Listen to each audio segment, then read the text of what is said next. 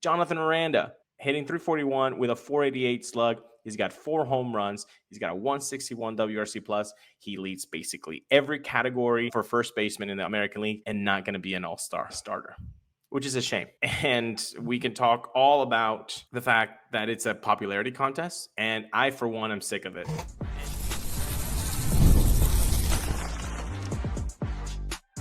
You are Locked On Rays, your daily Tampa Bay Rays podcast, part of the Locked On Podcast Network, your team every day. Welcome into Locked On Rays, your daily podcast covering everything Tampa Bay Rays, from game analysis to player interviews. We've got you covered with all the latest news and insights. My name is Kevin Weiss.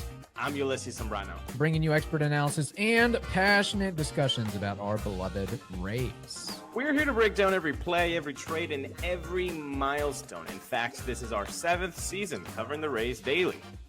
Lost out at weekend series against the Baltimore Orioles. We'll also be talking about that plethora of Rays starters and maybe some of them making a big splash in the minor leagues and hoping for that jump to the MLB team.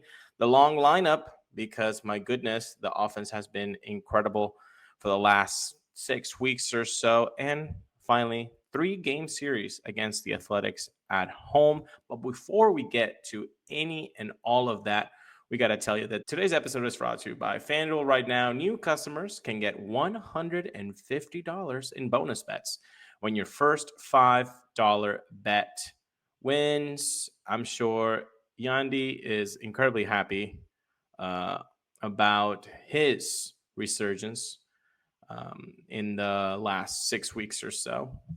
And by the way, if you're on YouTube, make sure to hit that like button. Subscribe if you haven't.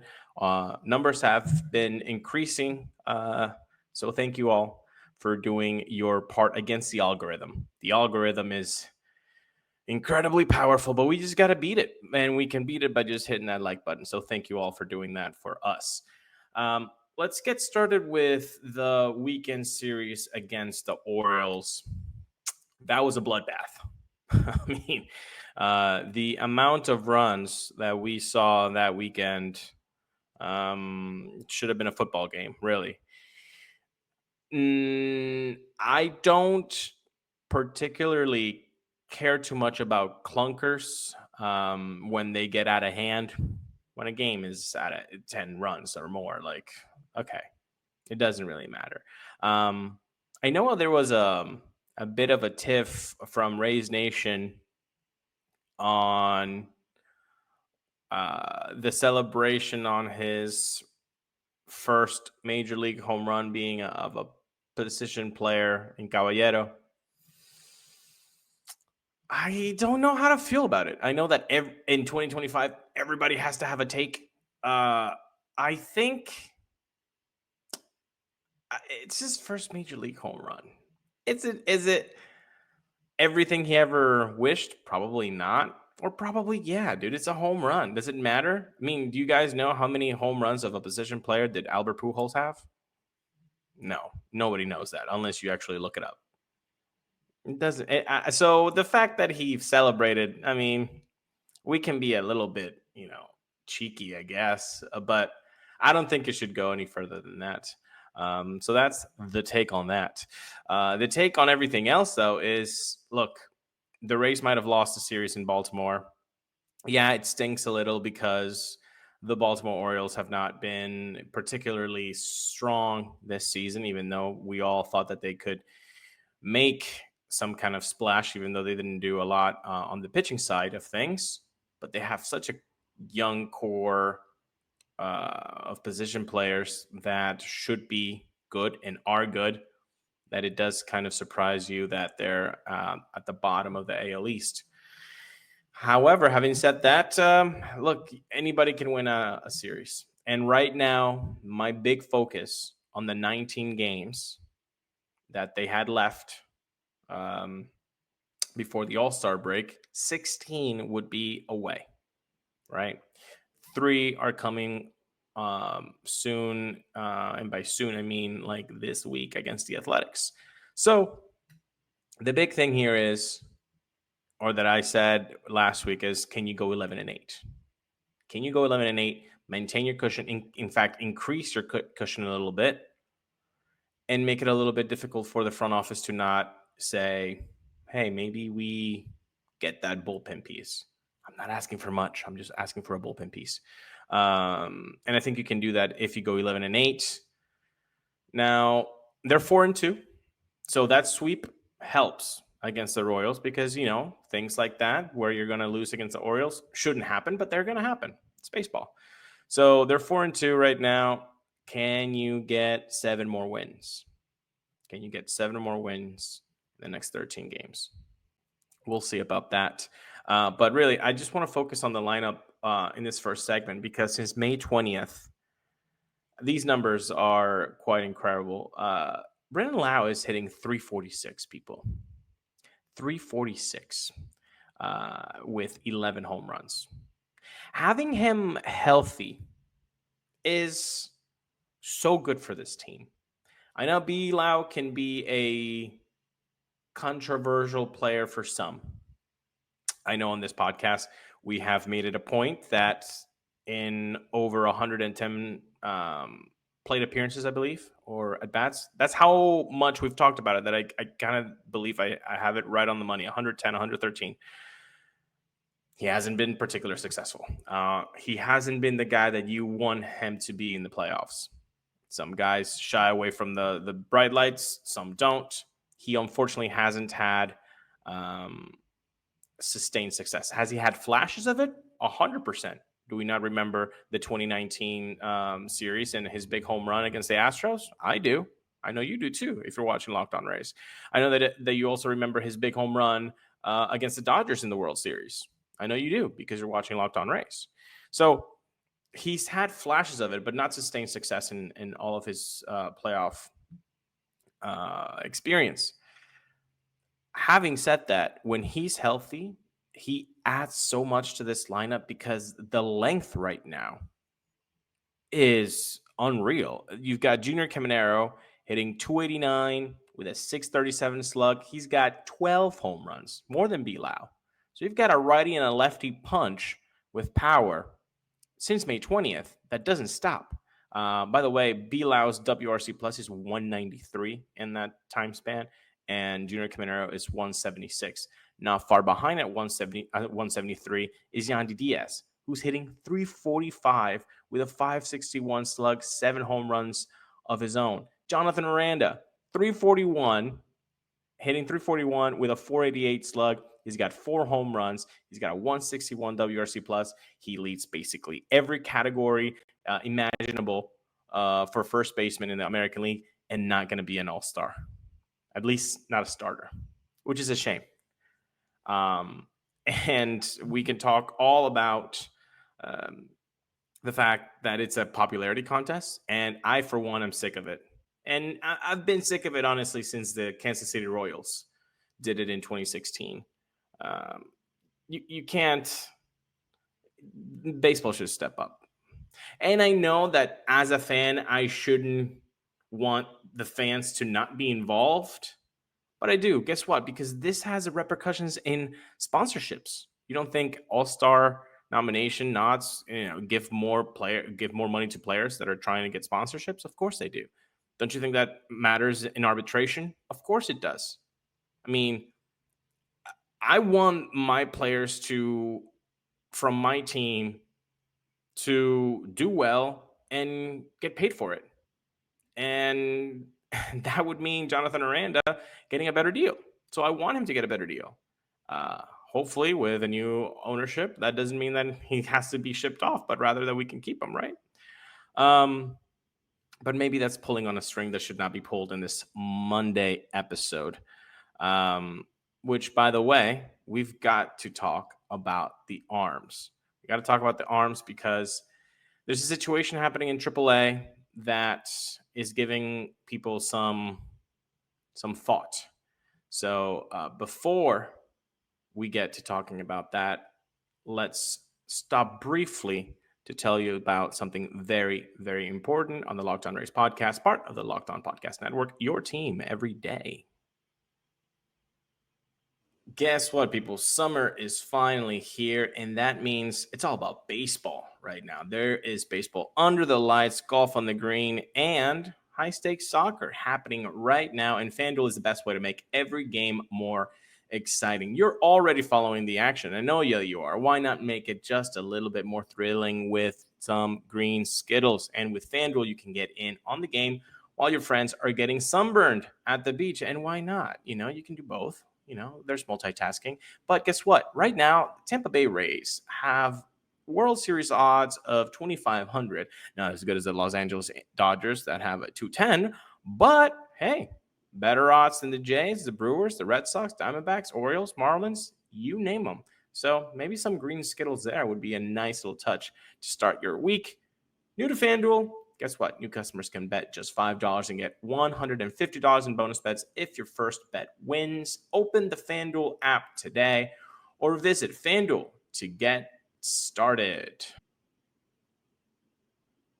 And we're back on the Locked On Rays podcast, your team every day. All right, so let's talk about some arms. The issue with the Rays starters simply comes down to two young guys, Tosh Bradley and Shane Baz. Shane Baz has an 8-3 record with a 4.37 ERA and 90 and 2/3 innings pitched with a 1.26 WHIP. Tosh Bradley, 5-6 record, a 4.79 ERA instead of a 4.37. He's got 92 innings pitched, so a couple innings more than Shane. 79 punchies. Shane has 86. And a 130 whip. Shane has a 126. So they're very close in every big metric that I just said, right? Very basic traditional stats. Okay. However, Shane has had a little bit of a better go around in his last 3 or 4 starts. In fact, of his last 4 starts, 2 have been scoreless. 1 for 6 2/3, 1 for 8 innings against the Royals. And then the other one have been a little bit funky with 5 1/3 innings pitched against the Red Sox, allowing 3 runs. And then against the Detroit Tigers, 5 1/3, allowing 5 runs. Not great. However, Tosh has been a little bit more inconsistent than Shane Baz. You've got him pitching 4 innings, allowing 5 runs, an inning and a third, allowing 7 runs, 6 2/3, scoreless. You thought, okay, maybe that perfect game bid is going to get him on the right track. And then on Sunday, he pitches 5 1/3 with 5 runs allowed. Is it time to seriously talk about what's going on with these two and how there might be somebody there to take their place if they need to be sent down? Because that's definitely an alternative right now. It's an alternative because both Tosh and Shane have 2 minor league options, right? So you can send them down. And there's the other question is, okay, well, if you send one of them down, who are you bringing up? Well, that option has a first name and a last name, and his name is Joe Boyle. I'll let you know what Joe Boyle has been doing in 2025 in the minors. 6-4 record, a 1.85 ERA, 73 innings pitched, 96 strikeouts with a 0.99 whip. Incredible stuff. Does that mean that's exactly what he's going to be producing at the major league level? Nah, fam. It ain't going to happen, right? But at AAA, you need to be dominating this much, be this kind of stud to be given an opportunity. So he's doing what he needs to be doing. And there is a possibility that one of the guys in the rotation is not doing what is required of them to be doing. And maybe a little reset would not be such a bad idea. In fact, I think that's happening because Funnily enough, out of the 15 games that Joe Boyle has pitched in 2025 in Durham, 14 have been started by him. Guess what happened in his last game? He didn't start it. Came in after an opener, and he pitched pretty well. 5 innings, 2 hits allowed, 1 earned run, 2 runs allowed, 3 walks, and 8 punchies. So he had a little bit of a command issue in the beginning, seemed to settle after. Obviously, coming in from the bullpen is something different for a starter to do, so you have to take that into account. But ultimately, were the numbers not there? Yes, they were.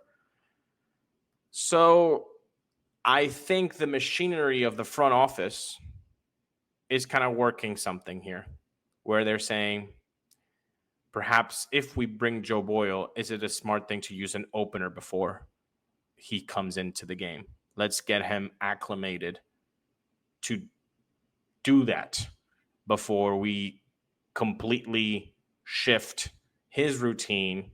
He hasn't had an opener in AAA, and now we bring him up, and then we say, hey, kid, actually, you're not going to start the game. You're going to be a bulk guy. That might not be the best way to get a guy to give his 100% mentally, right? You have to set them up for success, and you set them up for success by creating a routine. So you don't want to distract what has been happening really well for him. So now you just want to adjust, be like, okay, what's the best way that we can succeed? Can he be a bulk guy for us and we get the best out of him? In his one start in major leagues, though, he did pitch 5 innings of scoreless ball with 7 punchies. That doesn't mean that he's going to do that every time out. Of course not. But it is intriguing that at this point, the Rays are trying something else with him, because I think that's kind of a warning of something might come. Something might be in the works with Joe Boyle. Now, the decision is Tosh or Shane. I think it's a flip of the coin right now. But if you have to win one game, let's say it's a game 163, like the old days, huh? Who do you give the ball to? Say you're Neander and Kevin Cash morphed into one. And you have that power to choose who gets the ball. Shane Baz or Tosh Bradley. Right now, game 163 is on Monday, June 30th. Who do you give that ball to? Who do you trust just that 0.01% more? Is it Shane Baz or is it Tosh Bradley? Is it the Shane Baz that can give you 8 scoreless? A mid, albeit against the Kansas City Royals lineup. Or a guy who can give you a perfect game bid after 6 innings. Or 5+ innings. Tough choice. I think I would lean Shane Baz right now. I think I'd leave Shane. But that's just because I think Shane is a little bit more consistent than Tosh. A little bit more. Sometimes with Tosh, you just don't know what you're going to get from start to start. So let's do that exercise. If you're still, available to comment on the YouTube box, do that.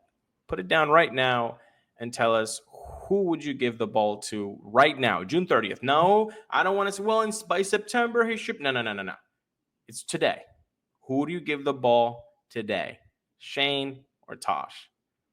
Whoever you don't give the ball to, you're basically saying, I'd rather see Joe Boyle than this guy. So let's do that exercise in the comments. I think we're going to get a bunch of different answers. I would be surprised if it was hands down one option. For example, if all of you say, I would give the ball to Shane Baz over Tosh, I would be surprised because the numbers are similar between the two of them. For me personally, I think there's just a feeling of more consistency with Shane. Just completely more of a gut feel here than with Tosh. I mean, the thing is with Tosh, it's very difficult for him to have a scoreless outing. He actually has had only just a handful of scoreless outings, and they all came in June. So with Shane, he has had also one more. There you go.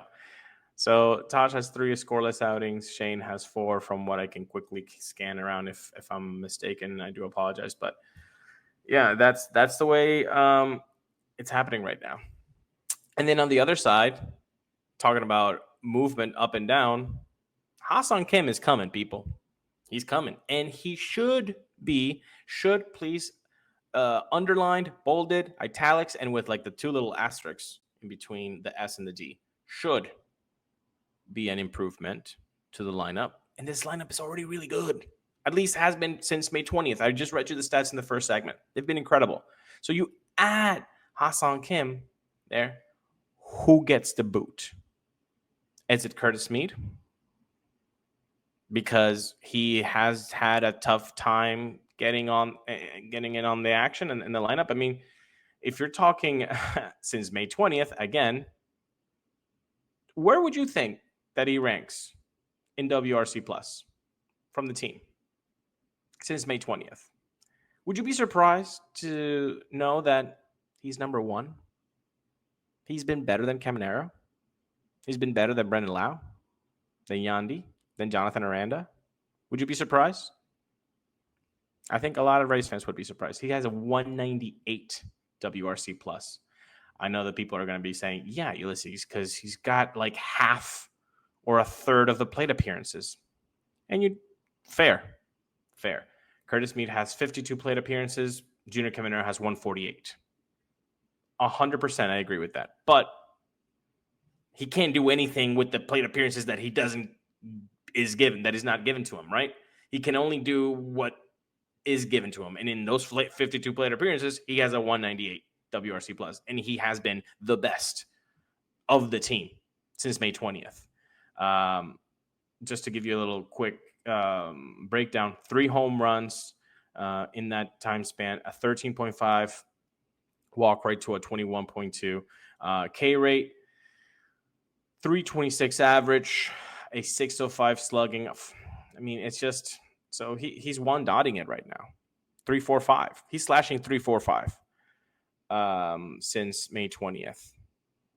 Valuable guy. You send him down, or do you DFA Christopher Morel? If I've been fair with all of them, then let me be fair with Christopher Morel. A 145 WRC plus in that time span, which is 20 games for him, 51 plate appearances. So 1 less plate appearance than Curtis Mead. 271 average, a 314 on base, 563 slug. So he's been worse than Curtis Mead. He's been worse.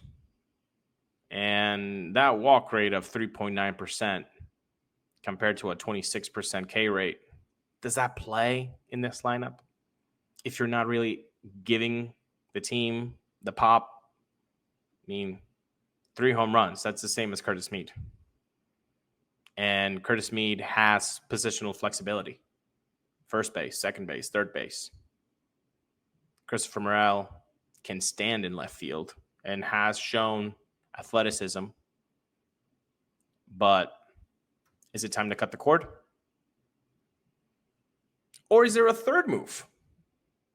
Do you trade Taylor Walls? Do you trade Jose Caballero for Ha-Seong Kim to come up and get that roster spot? Particularly, I would not trade Taylor Walls. Personally, I would not trade Jose Caballero. And right now, if the decision is between Morel or Mead, I think the safe option is using that demotion to Curtis Mead. Once you let go of Morel, DFA'd, that's it. He's bound to be picked up by someone. But maybe it didn't work out here, and that's it. Maybe you can trade Christopher Morel for somebody, a high A reliever or something like that. I don't know. Again, let's do that exercise again. You have the power. And this time, you're not Kevin Cash and Neander. You're Neander. What do you do? What do you do? You send Curtis Mead down? Could affect his confidence. He's killing it right now, isn't he? Would you just cut bait and say, DFA Morel, see what we can get for him right now? Or would you trade Caballero or Walls? That seems to be the 4 options here. If I'm missing one, please put it down in the comments, and it'll be a good conversation starter for all of you in the comment box. As always, it's fun to interact with you guys, so it's important for us to see those comments, and we can always put them down on the episodes for this week. Kevin will be joined by Booney from Locked On A's to give us a little preview of the series this week that's been playing at home, and we'll reconvene, Kevin and I, midweek with you guys. But till then, stay safe, and thank you for making Locked On Rays your first listen today. For your second listen, check out all new Locked On MLB Game Night every night, all season long, local analysis on a national scale. Find MLB Game Night on Locked On MLB on YouTube or wherever you listen to those podcasts.